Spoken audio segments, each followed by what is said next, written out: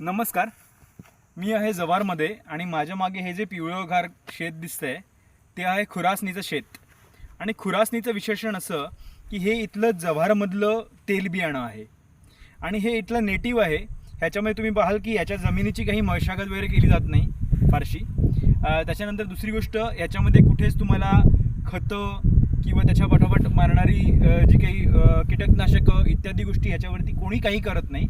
इथे तुम्ही बघाल तर खूप सारी फुलपाखरं ह्याच्यावरती बागडताना तुम्हाला दिसतील, खूप साऱ्या मधमाशा मध गोळा करताना दिसतील आणि खूप सारे कीटक म्हणजे एकदम शुद्ध पद्धतीने हे बियाणं पिकवलं जातं.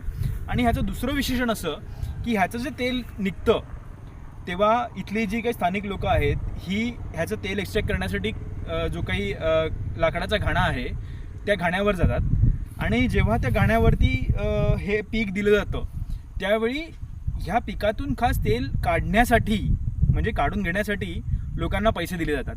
म्हणजे जर का मी शेतकरी आहे आणि मी तेलाच्या घाण्यावर गेलो तर तेलाचा घाणा असलेला जो मालक आहे तो मला त्या तेल काढण्यासाठी पैसे देतो. म्हणजे आजपर्यंत तुम्ही ऐकलं असाल की भुईमुग आहे किंवा इतर कुठला पण तुम्ही पीक घेऊन जा तेलाच्या घाण्यावरती आणि तुम्हाला जर त्यातून तेल काढायचं असेल बियाण्यातून तर तुम्हाला बियाण्यातून लगेच तेल काढण्यासाठी तुम्हाला पैसे द्यावे लागतात. पण हे एक असं पीक आहे की ज्याच्यामधून तेल काढण्यासाठी खास तुम्हाला उलट पैसे दिले जातात. हे असं का?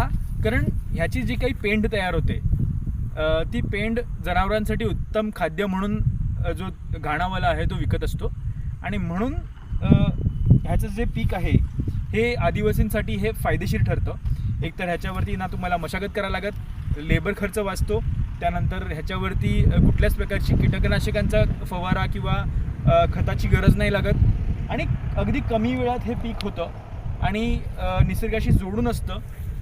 आणि विशेष म्हणजे याचं जे इकॉनॉमिक्स आहे, लोकल इकॉनॉमिक्स, की तुम्हाला ह्याच्यासाठी तेल काढण्यासाठी काही फारसा खर्च करायला लागत नाही. म्हणजे अगदी सूर्यफुलासारखंच दिसणारं फुल आहे पण छोटंसं आहे आणि हे इथलं तेल बियाणं आहे. धन्यवाद.